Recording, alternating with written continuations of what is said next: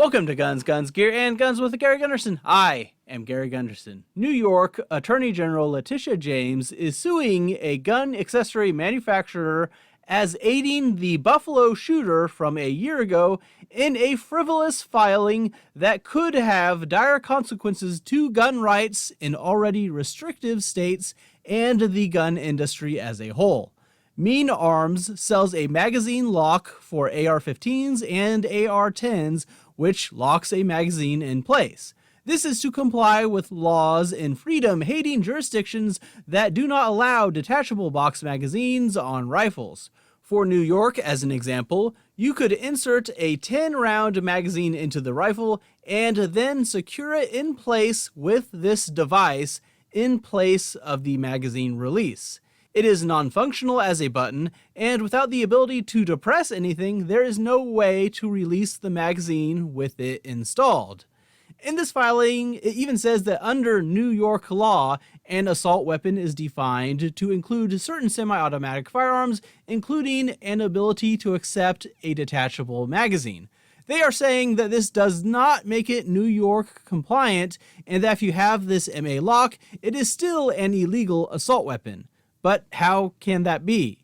Indeed, it also says that in order to make a rifle that otherwise may be an illegal assault weapon under New York law legal, the MA lock must eliminate the semi-automatic rifle's ability to accept a detachable magazine. It continues, however, in actuality, the installation of an MA lock does not eliminate a semi-automatic rifle's ability to accept a detachable box magazine. Of course, this is absurd. I've already described how this product works, and you can't remove the magazine with the product in place. And here's where they get ridiculous. According to the AG, even with the installation of an MA lock, a semi-automatic rifle retains the ability to accept a detachable magazine once the MA lock is removed per Mean Arms' or other readily available instructions. Yes, the thing installed to make it legally comply with our law is illegal once it is removed. Therefore, it is always illegal. But how is it the fault of the manufacturer if the owner removes their product, breaking the law on their own, thus turning it into an illegal configuration? Now, to their point, it is removable without damaging the firearm, which they mention.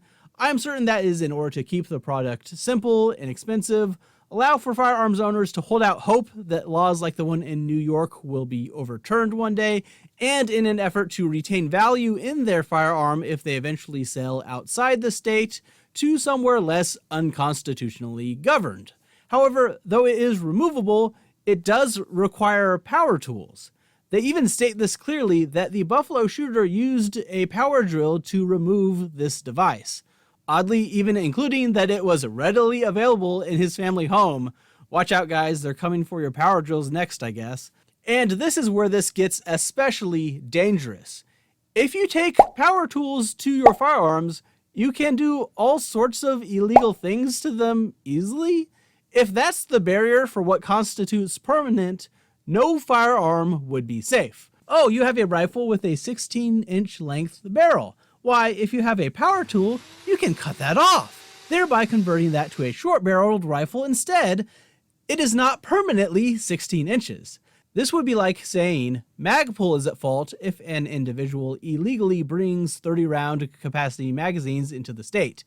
They manufactured it, but someone owning it did something illegal. This is clearly an effort to stop innovation in the firearms industry, which has always taken restrictive gun laws and come up with creative solutions to comply with the law while maximizing choices for law-abiding gun owners. And yeah, could someone take something that complies with the law and then configure it so it is illegal? Of course, that has always been an option for people, which is one of the reasons all these restrictions are so ridiculous. A murderer is likely not going to bat an eye about a firearms charge, so to hold a firearms company accountable for not having a self-destruct attached to it or something is crazy. I really don't know what they can even classify as permanently attached anymore if taking a power tool to it to remove it doesn't count.